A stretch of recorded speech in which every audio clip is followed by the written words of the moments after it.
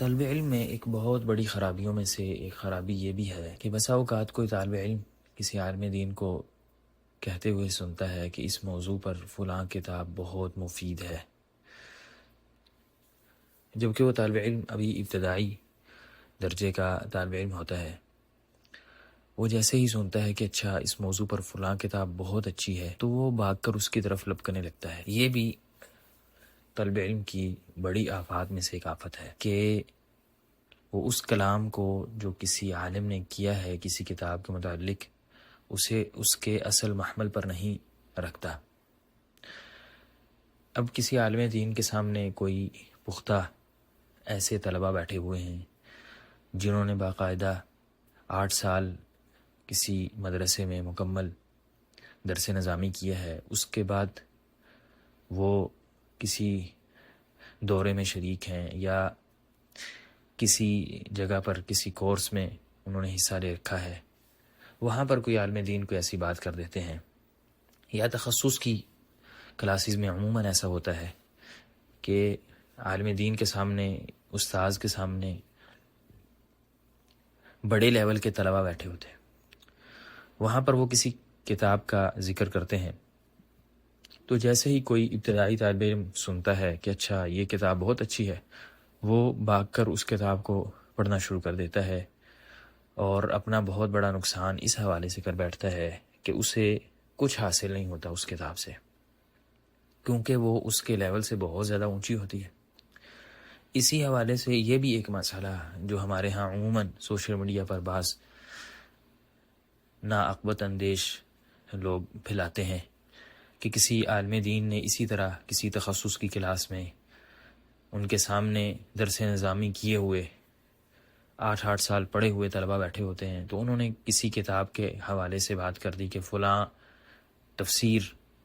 اس اعتبار سے بہت اچھی ہے۔ وہ کبھی تفسیر کسی گمراہ کی ہوتی ہے یا اس میں بہت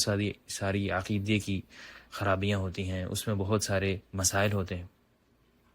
لیکن وہ عالم دین چونکہ باقاعدہ ایسے طلبہ کے سامنے بیٹھے ہوتے ہیں جو طلبہ ایک خاص لیول کے طلبہ ہیں، تو وہ ان کو نصیحت کر رہے ہوتے ہیں کہ آپ اس کتاب سے اس اعتبار سے فائدہ اٹھا سکتے ہیں۔ تو لوگ کیا کرتے ہیں، اس کلپ کو کاٹ کے سوشل میڈیا پر پھیلانا شروع کر دیتے ہیں کہ دیکھیے یہ عالم دین فلاں کتاب کو پڑھنے کی تلقین کر رہے ہیں، جبکہ ہمیں لوگ منع کرتے ہیں یہ کتاب نہ پڑھو، اس کتاب کو پڑھنے پر پابندی لگائی جاتی ہے، جبکہ یہ اتنے بڑے عالم دین ہو کے اس کی ترغیب دے رہے ہیں۔ تو یہ ساری فہم کی کجی پر دلالت کرتی ہیں، انہیں پتہ ہی نہیں کہ وہ عالم دین ایک تخصص کی کلاس میں بیٹھ کر یہ بات کر رہے ہیں جہاں پر ان کے سامنے باقاعدہ عالم بیٹھے ہوئے ہیں جنہوں نے عقیدہ پڑھا ہوا ہے۔ اب ایک طالب علم یا ایک عام بندہ جس نے عقیدے کی کوئی ایک بھی بنیادی کتاب نہیں پڑھی، اس کا سارا علم کیا ہے کہ اس نے کوئی کانفرنس سن لی ہوتی ہے، کسی ایک دورے میں شرکت کر رہی ہوتی ہے، کوئی ایک کورس کر رہا ہوتا ہے، اس کا لیول صرف یہ ہے۔ اس کو کہا جائے نہیں آپ فلاں تفسیر سے آپ بھی استفادہ کریں جس طرح سے فلاں شیخ صاحب کہہ رہے ہیں، حالانکہ اس کا بالکل وہ لیول ہی نہیں ہوتا۔ پھر کیا ہوتا ہے، پھر جو فہم کی کجی ہے اور جو فکری خرابیاں ہیں، جو گمراہیاں ہیں، وہ سامنے آ رہی ہوتی ہیں، واضح نظر آ رہی ہوتی ہیں۔ ایک بندہ جس نے اپنا عقیدہ ہی صحیح طرح سے نہیں پڑھا اور اس نے ان خرابیوں کو ہی نہیں جانا جن میں لوگ واقع ہوتے ہیں، تو وہ جب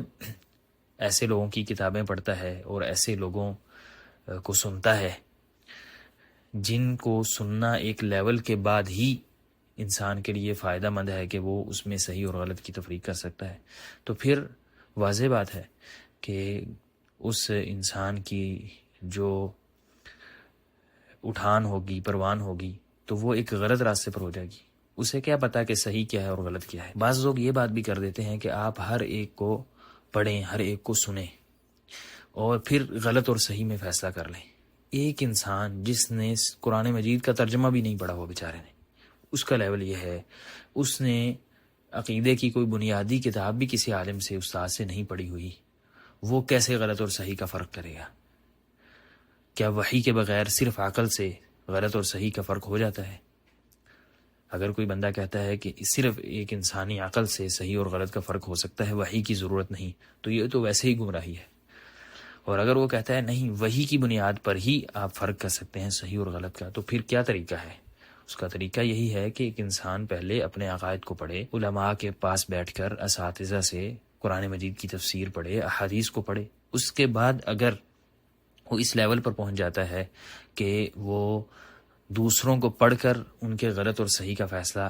وحی کی بنیاد پر کر سکتا ہے تو درست ہے، وگرنہ کیا ہوتا ہے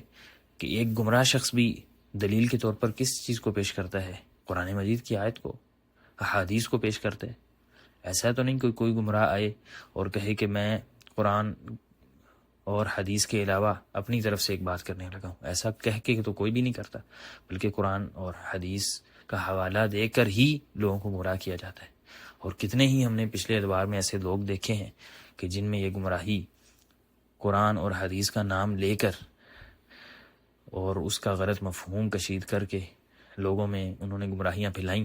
اور ایسے لوگ جو یہ کہتے تھے کہ ہر ایک کو سنو، ہر ایک کو پڑھو اور پھر فیصلہ خود سے کر لو کہ کون صحیح ہے اور غلط ہے، تو ایسے سب لوگوں نے پھر ایسے لوگوں کی ہی پیروی کی اور اپنی جو ہے وہ آخرت کو داؤ پر لگا دیا۔ اللہ تعالی ہمیں اس سے محفوظ فرمائے۔